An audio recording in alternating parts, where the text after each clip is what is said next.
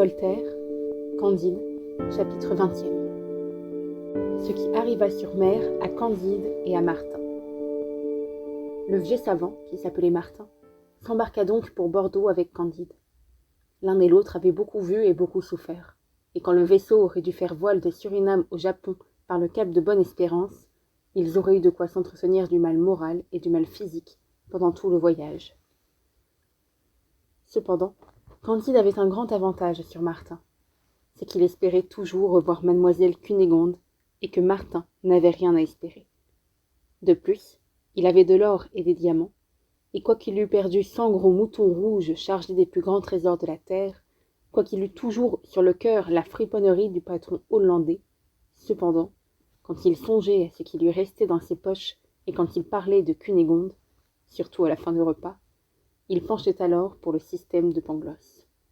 « Mais vous, monsieur Martin, dit-il au savant, que pensez-vous de tout cela? Quelle est votre idée sur le mal moral et le mal physique ?» ?»« Monsieur, répondit Martin, mes prêtres m'ont accusé d'être socinien, mais la vérité du fait est que je suis manichéen. »« Vous vous moquez de moi, dit Candide. Il y a plus de manichéens dans le monde. »« Il y a moi, dit Martin. Je ne sais qu'y faire, mais je ne peux penser autrement. »« Il faut que vous ayez le diable au corps, dit Candide. »« Il se mêle si fort des affaires de ce monde, dit Martin, qu'il pourrait bien être dans mon corps comme partout ailleurs. Mais je vous avoue qu'en jetant la vue sur ce globe, ou plutôt sur ce globule, je pense que Dieu l'a abandonné à quelque être malfaisant. J'en excepte toujours Eldorado. Je n'ai guère vu de ville qui ne désirât la ruine de la ville voisine, point de famille qui ne voulût exterminer quelque autre famille. Partout, les faibles ont en exécration les puissants devant lesquels ils rampent, et les puissants les traitent comme des troupeaux dont on vend la laine et la chair. 1 million d'assassins enrégimentés, courant d'un bout de l'Europe à l'autre, exercent le meurtre et le brigandage avec discipline pour gagner son pain, parce qu'il n'a pas de métier plus honnête. Et dans les villes qui paraissent jouir de la paix et où les arts fleurissent, les hommes sont dévorés de plus d'envie, de soins et d'inquiétude qu'une ville assiégée n'éprouve de fléaux.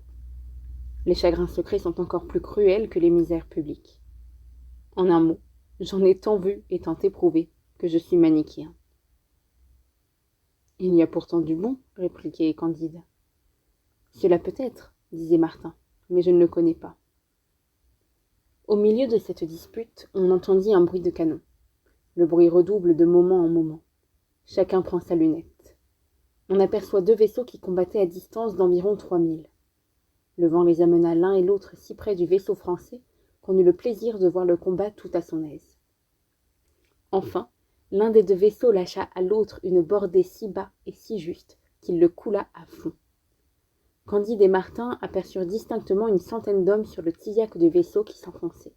Ils levaient tous les mains au ciel et jetaient des clameurs effroyables. En un moment, tout fut englouti.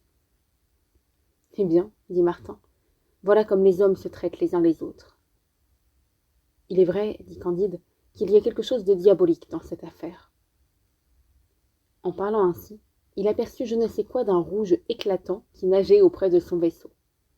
On détacha la chaloupe pour voir ce que ce pouvait être. C'était un de ses moutons.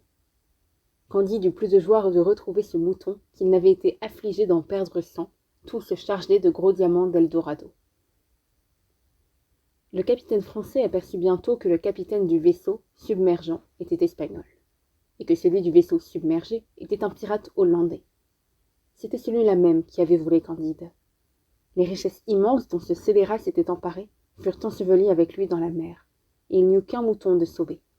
« Vous voyez, dit Candide à Martin, que le crime est puni quelquefois.